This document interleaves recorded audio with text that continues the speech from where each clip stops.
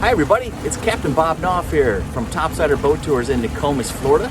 Today we're going to be doing a walkthrough of the Walker Bay 525. This is our Walker Bay Generation 525 named Short Rib. I actually started doing a walkthrough video a couple months ago when we got this boat, but I wanted to really put it through its paces.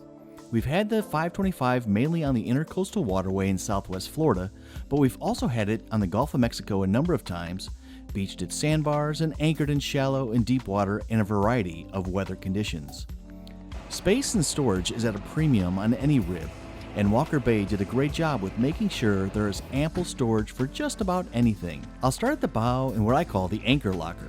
I have two grapnel hook anchors in here and a few standard bumpers. Because the 525 is pretty light, grapnel hook anchors work great and take up much less space than a fluke or other type of anchor. If the wind is really blowing or the area is crowded, I'll drop two anchors. On both port and starboard sides, there are deep ice coolers with drain plugs. You don't want your friends showing up at the dock with their 40-quart Yeti. These coolers will keep your ice frozen and your drinks cold all day. I actually have had to scoop quite a bit of ice out at the end of a full day. The rubberized latches are easy to open and secure and will keep all of your compartments closed tightly. On the starboard side, there's a good-sized locker that I have saved for guest bags, shoes, and such. The port side has a larger compartment that can be used for really whatever you need.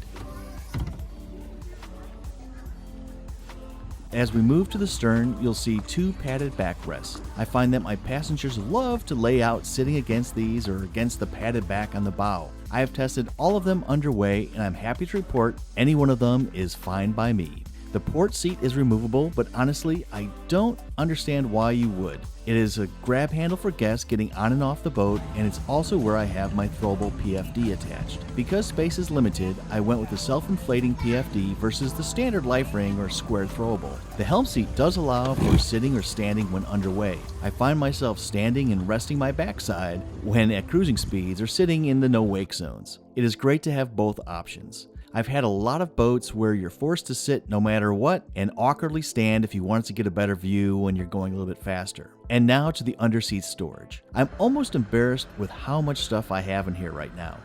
My list includes 8 life jackets, a flare kit, medical kit, tool kit, cleaning supplies, boarding step stool, 2 24-inch dockside bumpers, and 2 floats, and honestly, I could probably fit more. As we now focus our attention to the helm itself, you first see a tiltable steering wheel for your hydraulic steering. The steering wheel is comfortable and easy to clean. At your feet, you have a small compartment that will hold your wallet, keys, and other items. If you need access to the battery, you simply unlatch these hooks and flip up the helm. You have immediate access to the electronics here. You will find the safety placards under the throttle controls. I would not recommend trying to get 10 people on this boat unless they are very small people and you're just going from your yacht to the shore for dinner. You have a full set of rocker switches for the various electronics. You have a dual switch for your nav and anchor lights, courtesy lights to light up the cockpit, the bilge pump, which the bilge pump's actually automatic, but you can also run it manually. There's a switch for the freshwater shower, which actually works quite well with a powerful spray, and we also have a switch for your 12-volt outlet so you can charge your phone and such. The red button is for a horn that I added after buying the boat.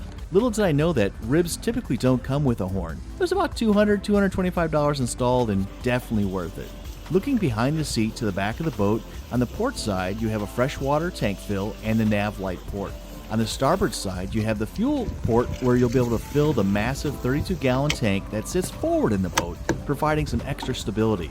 There are wide, easy-to-navigate stairs on both port and starboard sides, and a telescoping ladder that's not super wide, but certainly good enough for you to climb back on board with. Like many ribs, the outboard is inset into the hull, so the total overall length of the boat is exactly 5.25 meters. Now that we're underway, you'll see I have a Simrad GPS with digital instruments along with a Bluetooth radio. 2 things I could not imagine doing without. The boat planes in about 5 to 6 seconds and runs very quiet and smooth with the Honda 115 on the back.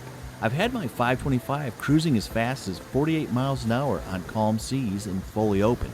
I store my boat at Marine Max in Venice, Florida, and they take great care of it. I purchased the boat with a trailer, and even though launching and retrieving was relatively simple, fitting it into my standard home garage was like a game of Tetris. To help keep my sanity and make my wife happy, we decided the marina was a much better option. In conclusion, I have had Short Rib out for a number of charters and have many days already with friends and family. The boat is perfect, of course, as a luxury tender on your large super yacht. It's not a large luxury pontoon for a dozen or so people or an amazing offshore boat, but for a whole lot of fun at sandbars, beaches, and on bays and lakes, you really can't go wrong. If you're in Southwest Florida, go ahead and look us up at topsidertours.com, and we'll definitely want to get you out of the water for a great adventure.